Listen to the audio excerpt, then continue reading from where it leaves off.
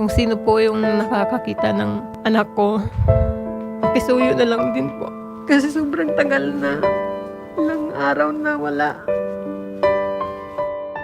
Sino po yung mga kasama niyang yun, ma'am? Mag-asawa po yung nangangalakal.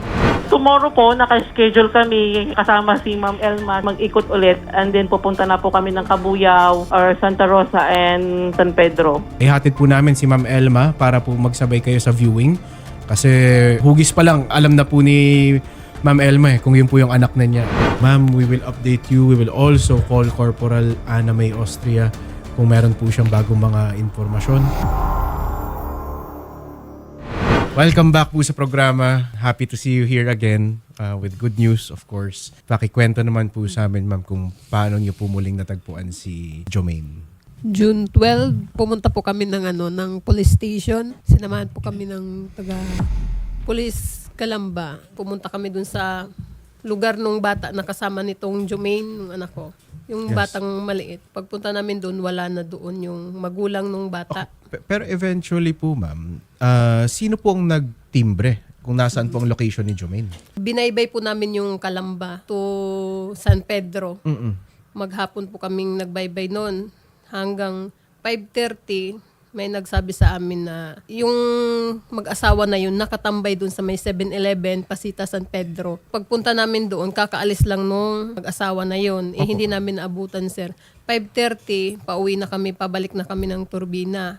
Naisipan ko po na balikan sa San Pedro kasi ramdam ko talaga, sir, na nandoon yung bata. Ang ginawa po namin, sir, hindi po kami dumiretso doon sa may 7-Eleven. Inikot muna namin yung buong Yes, ma'am. palengke. Bago po kami pumunta doon sa area, pumunta muna kami sa 7-Eleven. Yun na po yun, sir, na Andun po si Miss Opo, Jomaine. nakita namin. Pero nakatawag na po yung taga-staff doon sa barangay Opo. nung San Pedro. Tumawag Mabuti sila naman sa po, barangay. no, ma'am. Nakita natin na parang isang araw lang pala galing sa pag-ere. Opo, opo. Is may tumimbre na kung nasaan si Jomaine. Kayo po ay nagkita na. Natanong niya siya kung bakit umalis ng bahay. Sabi lang po niya sa amin, sir, nabuboring daw siya sa bahay, wala daw siyang cellphone. Sabi ko nga sa kanya, may cellphone ka naman, kaya lang sinira kasi niya yung cellphone niya. Ngayon, Okay. sabi ko sa kanya, kung maburing ka, may TV naman, pwede kayong manood ng TV. Basta wag lang gumala ng malayo po ba. Jomaine, una-una, wala ka namang masamang ginawa. Onti lang. Pinakaba mo lang yung mami mo. Pero wala ka namang kasalanan dito. Unang-una, bakit ka malis ng bahay nung araw na yun? Wala akong kasama. Wala kang kalaro, ganong kapitbahay, ganyan. Wala sila. Okay. Sumama ka doon sa dalawang mag-asawa, di ba? Yung nagtutulak sila ng kariton, di ba? Paano ka kumain? Kasama mo sila noon? Nung mga panahon na kasama mo sila? Pinakain ka naman nila. Okay. At masaya ka naman noon, nung panahon na yun. Pinakain ka naman 3 beses isang araw. Ano sabi nila sa'yo habang kasama mo sila? Wala, ganon. Di ka inaya, natulungan mo na lang kami magtrabaho, ganon. Wala naman. So, sumama ka lang sa kanila. Okay. Ngayon na nagkita na kayo ng mami mo, masaya ka naman na. Okay.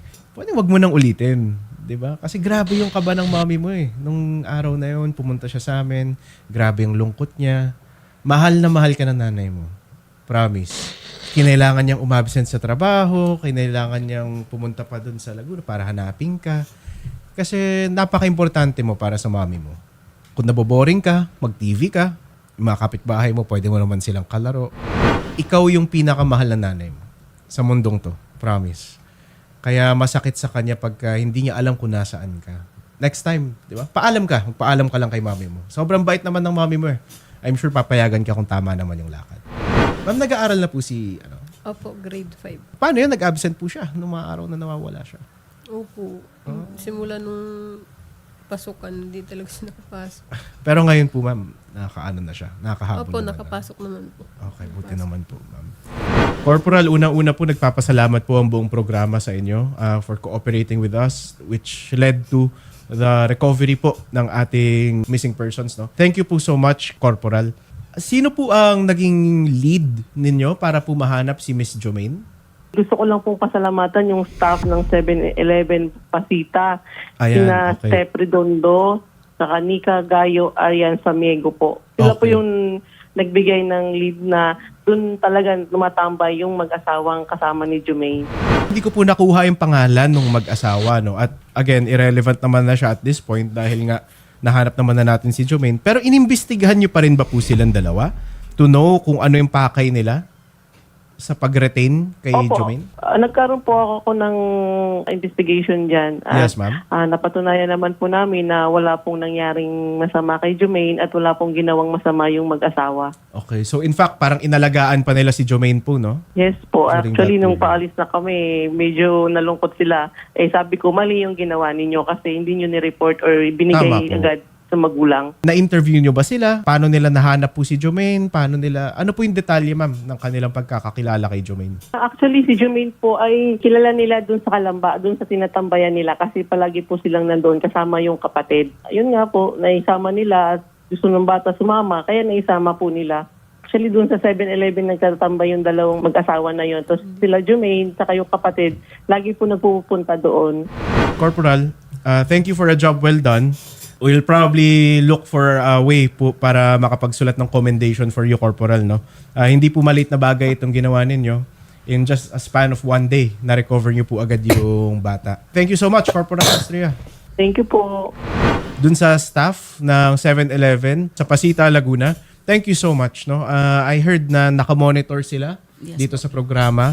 Nakita nila yung case natin, nakita nila si Jumaine dun sa harap ng store nila at tinawag nila, no? So thank you so much, no? Yan yung sinasabi namin, pagka nanonood kayo ng programa namin, you actually have the opportunity to help us, help our complainants.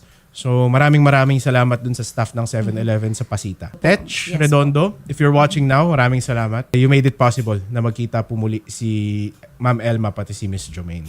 Yan. Thank you sa tiwala niyo po sa amin. So, Baka may mensahe Ma'am? po siya, attorney, kay Jumaine, Ma'am Elma. Huwag ka nang umalis ng bahay. Magpaalam ka kay mama, ha? Lahat naman ng gusto niyo binibigay ni mama. Basta huwag nang gumala. Jumaine, behave na tayo, ha? Okay na tayo. Aral lang tayo. Punta tayo ng bahay. Tapos, regaluhan ka ni attorney ng cellphone. Okay, para yun na lang laruin mo pag bored ka. Hindi na siya lalabas, Oh. attorney. Ay, okay lang naman lumabas. Actually, nung bata ako, lumalabas ako, nakikipaglaro ako sa kapitbahay, ganyan. Pwede naman yun. Huwag lang masyadong malayo at magpaalam lang lagi kay mami. Jumaine, makikinig ka lagi kay Mama, ha? Para hindi ka mapahamak. Thank you, Ma'am Elma. Sige po, Ma'am, thank you din thank po. you, thank you. Salamat po. Rapi tulpo, isang taong hindi ka iiwanan. Basta nasa tama ka, ilalabang ka ng patayon. Kahit na sariling reputasyon niya ang itaya, ipagtatanggol ka niya kahit siya ang mapahiya. Ang sarap kapag panatagsan man ng iyong tungtungan dahil